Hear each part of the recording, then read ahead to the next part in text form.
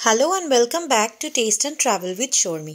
আজ তোমাদের জন্য নিয়ে চলে এসেছি জিরা কুকিজের রেসিপি।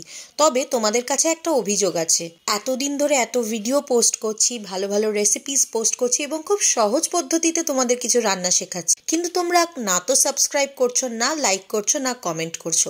তাই রিকোয়েস্ট করব, তোমরা এইটুকু করে আমাকে একটু এনকারেজ করতেই পারো। তো দেখো, শুরু করি রেসিপিটা। প্রথমেই আমি একটা ছোট বোলের মধ্যে নিয়ে নিয়েছি 5 টেবিল চামচ মাখন, তার সাথে নিয়ে নিয়েছি 2 চামচ জিরে। এটা নর্মাল যে জিরে আমরা রান্নায় ফোড়ন দেওয়ার জন্য ইউজ করি সেই জিরে। সঙ্গে নিয়ে নিলাম স্বাদ মতো নুন। তোমরা যারা নুন বেশি খাও একটু বেশি নুন ইউজ করবে, তোমরা যারা কম খাও তারা কম নুন ইউজ করবে। নুনের স্বাদটা নিজের মতো হয়, সেই জন্যই কিন্তু আমি কোয়ান্টিটি বলি না। সঙ্গে দিয়ে দিলাম একটুখানি জিরের গুঁড়ো, এটা 1 চা চামচ মতো জিরের গুঁড়ো আমি নিলাম। এবার এর মধ্যে একটুখানি ঝালের টেন্ট আনার জন্য আমি দিয়ে দেবো শুকনো লঙ্কার গুঁড়ো 1 চা চামচ। তোমরা চাইলে কিন্তু শুকনো লঙ্কার গুঁড়োটা স্কিপ করতেই পারো।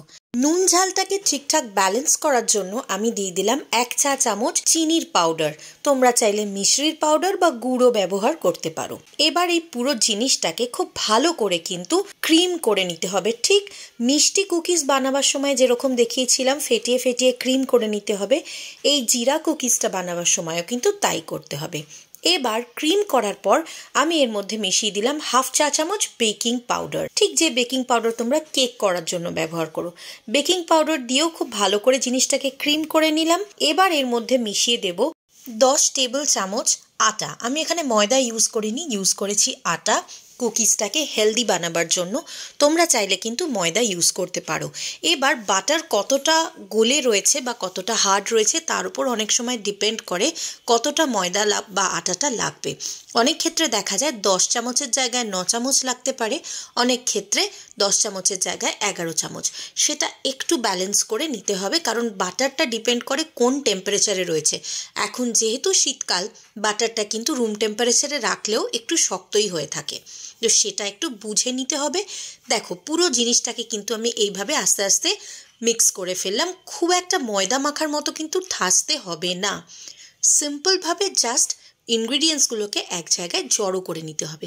এবার তুমি নিজের মতো করে কুকিজের যে কোনো রকম শেপ দিতে পারো, গোল করতে পারো, স্কোয়ার করতে পারো, অথবা তোমার কাছে কুকি কাটার থাকলে তুমি সেটা ইউজ করে বিভিন্ন স্টার বা যেগুলো এখন শেপ পাওয়া যায়, হার্ট শেপ, এরকম শেপও করতে পারো।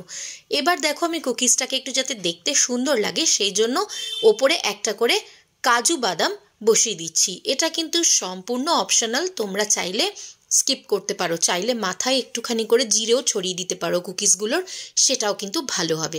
এরপর কুকিজগুলোকে আমি মাইক্রোওয়েভ ওভেনে পুট করব। তার জন্য আমাকে মাইক্রোওয়েভটা সেট করে নিতে হবে 200 ডিগ্রি টেম্পারেচারে। আমি দেখুন 200 ডিগ্রি টেম্পারেচারে সেট করে নিয়েছি। তার সাথে সাথে টাইমটা সেট করে নিতে হবে 12 মিনিটের জন্য, মানে 12 মিনিটসের জন্য।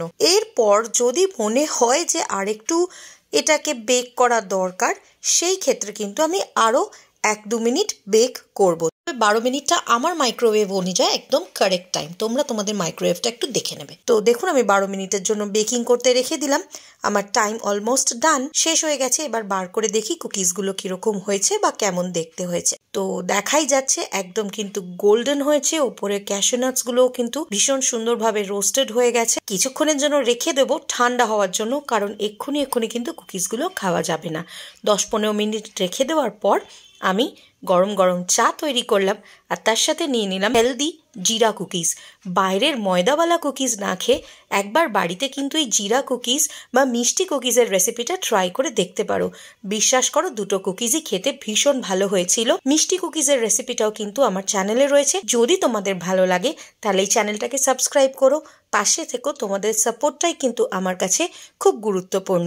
আজকের জন্য এটুকুই থাক, আবার দেখা হবে আরও একটা রেসিপির সাথে। আজকে এখানেই শেষ করলাম। সকলে খুব ভালো থেকো, সুস্থ থেকো, টাটা।